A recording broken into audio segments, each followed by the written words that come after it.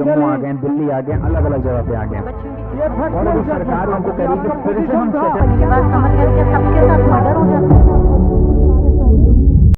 नमस्कार, कैसे हैं आप सब लोग। जैसा कि आप सब जानते हैं, आज नहीं बल्कि पिछले एक सप्ताह से हमारे देश में एक न्यूज़ बहुत ज़्यादा चर्चाओं में चल रही है। वो न्यूज़ है यूजीसी को लेकर, यूनिवर्सिटी ग्रांट कमीशन अर्थात विश्वविद्यालय अनुदान आयोग। हाल ही में विश्वविद्यालय अनुदान आयोग ने एक बिल जारी किया है। वो बिल को लेकर servant versus SC ST other backward caste को लेकर बहुत सारी वीडियोस बन रही हैं। मैंने भी बहुत सारी ऐसी वीडियोस देखी हैं और मैंने भी बहुत सारे लोगों को इस पर मुद्दे पर बात करते हुए देखा है।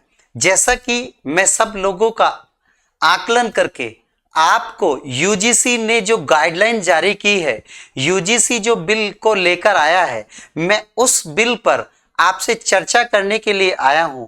और इस बिल पर चर्चा करने से पहले मैं आपको इस बिल पर चर्चा हो क्यों रही है और यह जो बिल है बेटा लाया क्यों गया है, उसके हम इतिहास को जानने का प्रयास करते हैं।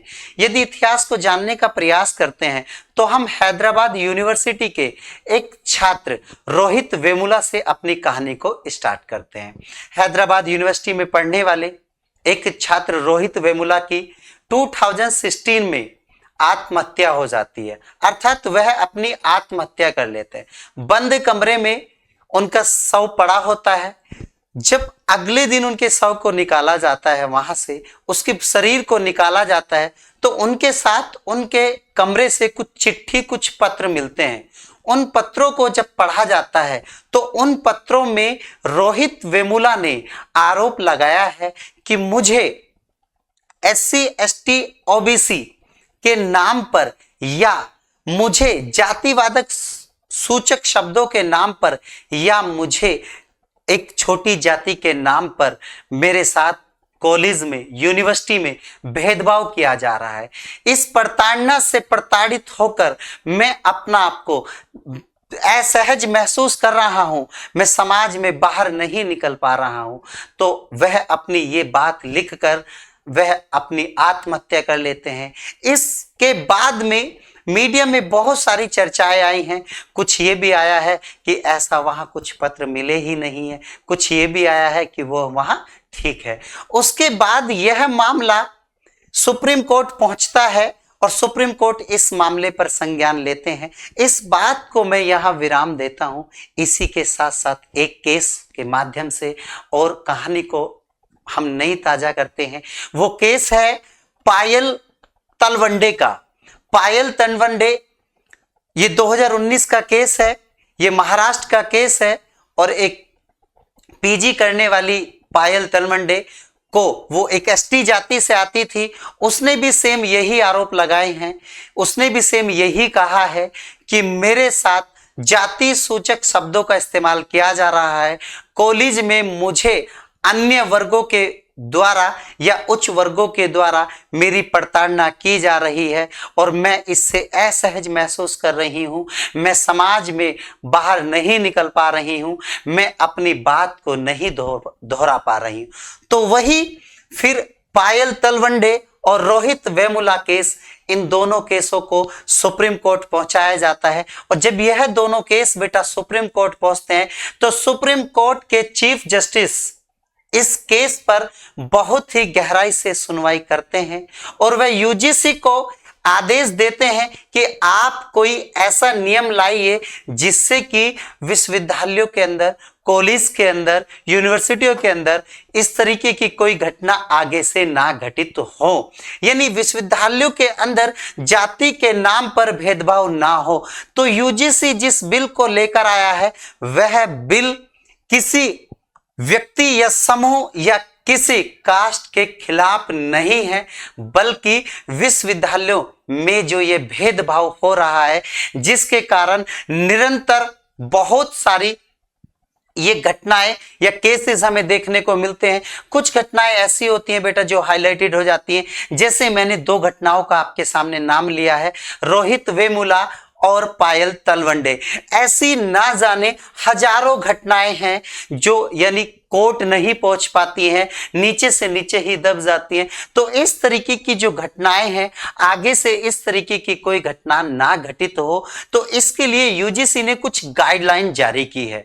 और यदि कोई व्यक्ति इस तरीके की घटना करता है तो उसके खिलाफ में कार्रवाई की जाएगी। और उस कार्रवाई के क्या क्या नियम होंगे, क्या क्या पैमाने होंगे, यूजीसी ने वो गाइडलाइन जारी की है। उस गाइडलाइन के माध्यम से यूजीसी ने बताया है यदि कोई छात्र इस तरीके की हरकत करता है तो उसकी डिग्री भी रोकी जा सकती है, उसका एडमिशन भी कैंसिल किया जा सकता है। और यदि पर्टिकुलर किसी यूनिवर्सिटी या कॉलेज में इस तरीके के भेदभाव को सपोर्ट किया जा रहा है कॉलेज के प्रिंसिपल के माध्यम से, कॉलेज के डायरेक्टर के माध्यम से, तो उस कॉलेज की मान्यता या यूनिवर्सिटी की मान्यता भी रद्द की जा सकती है।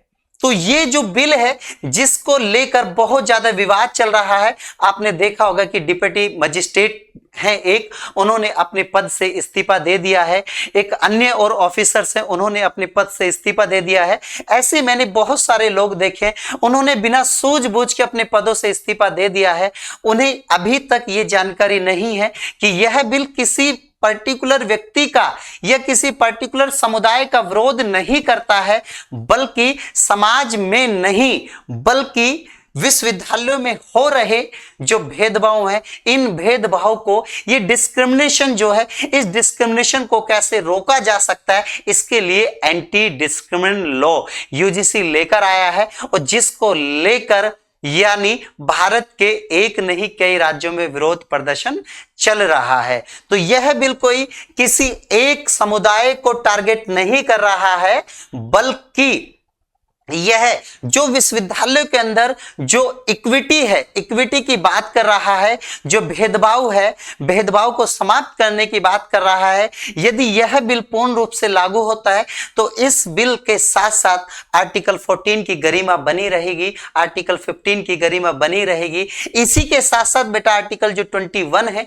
उसकी गरिमा भी बनी रहेगी। और यदि यह बिल किसी भी कारणवश वापस लिया जाता है या इसमें कुछ संशोधन किए जाते हैं तो आर्टिकल 14, 15, 21 इन आर्टिकल को दरकिनार किया जाएगा। तो आपको समझना है यह बिल किसी के विरोध में नहीं, बल्कि यानी यूनिवर्सिटियों, विश्वविद्यालयों, कॉलेजों में हो रहे जो भेदभाव हैं उस भेदभाव को इक्वल करने के लिए बेटा यह बिल लाया गया है। तो मैं वीडियो के डिस्क्रिप्शन में यानी यूनिवर्सिटी ग्रांट कमीशन ने जो एक आदेश जारी किया है एंटी डिस्क्रिमिनेशन लॉ, मैं इसकी कंप्लीट पीडीएफ डालूंगा। तो आप उस पीडीएफ को वहां से बहुत अच्छे से पढ़ना, क्योंकि मैंने देखा लोग व्हाट्सएप की यूनिवर्सिटी, फेसबुक की यूनिवर्सिटी, इंस्टा की यूनिवर्सिटियों पे ना जाने क्या क्या फॉल्स न्यूज लगा रहे हैं, यानी SC ST OBC versus servant बता रहे हैं, जबकि ऐसा कुछ भी नहीं है। यह किसी पर्टिकुलर समुदाय के खिलाफ नहीं है, बल्कि विश्वविद्यालय, कॉलेजों, स्कूलों में हो रहे जो भेदभाव है, जो हायर एजुकेशन है, हायर एजुकेशन में हो रहे डिस्क्रिमिनेशन को कम करने के लिए, उसको रोकने के लिए यह बिल लाया गया है। मैं नेक्स्ट वीडियो में इस बिल के एक एक पॉइंट को आपको डिस्प्ले के माध्यम से एक एक पॉइंट समझाने का प्रयास करूंगा। तो नेक्स्ट वीडियो को देखने के लिए बने रहे पाहुजा लॉ एकेडमी के चैनल पर। Subscribe for more content.